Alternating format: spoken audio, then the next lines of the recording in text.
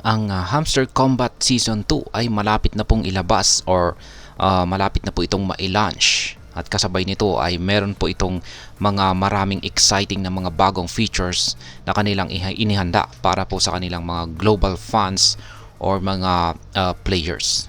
Or yung mga, syempre, yung mga nananatiling loyal at saka interesadong maglaro dito sa patuloy na maglaro dito sa Hamster Combat game na ito.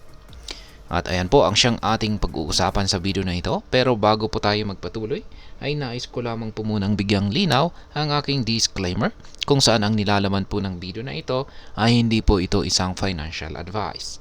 For education and information purposes lamang po ang layunin nito. Ayan, simula po nung nailabas ang larong Hamster Combat noong March 2024 ay naging hit po ito sa Telegram bilang isang game kung saan ang mga players ay nagiging CEO ng mga virtual na hamster kung saan ay hinaharap po nila ang hamon ng isang ekonomiya. Yan, ang clicker game na ito ay naging paborito ng marami at nagkaroon po ng mga daily challenges at cipher codes para makakuha ng mga in-game currency at iba pang mga rewards. Pero isang kontrobersyal na bahagi po ng Season 1 ay ang kanyang airdrop na hamster token. Ang native na token ng laro or game na ito kung saan nagkaroon po ng malaking usap-usapan. Ngunit dahil sa mga features gaya ng combo card challenges, nanatiling mataas ang engagement ng mga players na nagbigay daan sa tagumpay ng game na ito. Ayon sa mga developers ay mananatili ang mga features na ito sa Season 2 na may karagdagang mga elements na magpapahusay or magpapaganda sa karanasan or experience ng mga players. At ayan, ano nga ba yung mga bagong features na maaari nating asahan dito sa Hamster Combat Season 2 na ito? Kaya ayan po, unang-una ay yung tinatawag po nilang platform building mechanic. Sa Season 2 ay may bagong feature na tinatawag po na platform building kung saan makakagawa ang mga players ng sarili nilang gaming space sa loob po ng Hamster Combat Universe. Dito maaring i-customize ang mga mini platform at mag-host ng in-game events kung saan ay magpapalakas sa community engagement ng mga players. Pangalawa ay pag-hire. Yan, pag-hire ng mga virtual employees. Ang mga players ay maaari nang mag-hire ng mga virtual employees na nagdadagdag ng simulation aspect sa laro. Yan, sa laro or sa game na ito. Ang mga ito ay maaaring magpatakbo ng mga specific na gawain para po sa mas mataas na reward. Ang feature na ito ay nagbibigay po ng mas makatotohanan at interactive na experience sa mga players.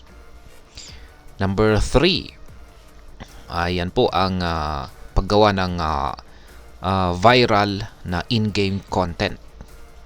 Ang mga players ay maaari na rin pong gumawa ng sariling mga challenges na maaring maging viral sa Hamster Combat community.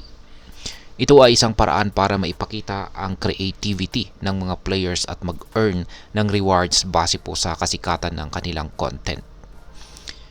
At ayan, pang-apat ay ang bagong token dynamics. Ang mga developer ay may planong gawing mas stable ang hamster token sa Season 2 dahil po sa volatility nitong nakalipas na Season 1 kung saan bumaba ito ng 20% matapos mag-peak sa presyong 0.015. Maglalagay po sila ng mechanism para sa isang mas balanced at sustainable na in-game economy. Kaya yan, maganda po yan. At ang panglima ay ang exclusive daily events at limitadong rewards upang masiguro ang tuloy-tuloy na pag-engage ng mga players. Magkakaroon po ng mga exclusive na daily events at limitadong challenges na magbibigay po ng unique items. Ayan, unique items at in-game currency. Ang mga event na ito ay magpapasigla sa gameplay araw-araw. Kaya siguradong mag-i-enjoy ang mga players dito. Ngayon ay ano po ang kasalukuyang kalagayan ng hamster token at ang posibleng hinaharap nito? Ang hamster token ay isang mahalagang bahagi ng hamster combat ecosystem na kung saan ay naging sentro po ng gameplay para sa maraming players. Ang token po ay listed sa mga kilalang exchanges gaya ng Binance, OKX at Bybit. At bagaman nagkaroon ito ng pagtamlay kung saan ay bumaba ng 20%, nananatili po itong core asset sa laro. Dahil po sa feedback ng community, ang mga developers ay nag-announce ng mga bagong estratehiya upang mapanatili ang balanse sa token economy para sa Season 2. Ang mga pagbabagong ito ay nakatuon po sa sustainable na mga oportunidad sa pag-earn at pag-stabilize ng token value, kung saan ay naglalayong magbigay ng mas rewarding experience sa mga players. Ngayon ay ano naman po ang maaaring epekto nito sa atin bilang mga Pinoy crypto trader at investor dito sa Pilipinas? Para po sa atin, yan, na mga Pinoy crypto trader o investor, ang itong si Hamster Combat ay nag-aalok po ng unique or kakaiba na pagkakataon upang makisali sa isang innovative na laro na may ekonomiya base po sa crypto. Bukod po sa kasiyahan sa paglalaro ay may posibilidad, yan, meron pong posibilidad na mag-earn sa pamamagitan ng hamster token. Gayunpaman ay dapat pong maging maingat ang mga investor dahil sa volatility ng token.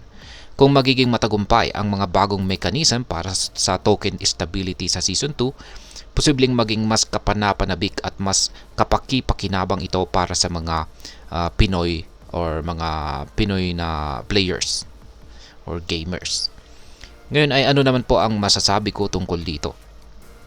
Ang Hamster Combat ay isang interesting na pagsasanim ng laro at crypto economy sa pamamagitan po ng mga bagong features na ipinakilala dito sa Season 2.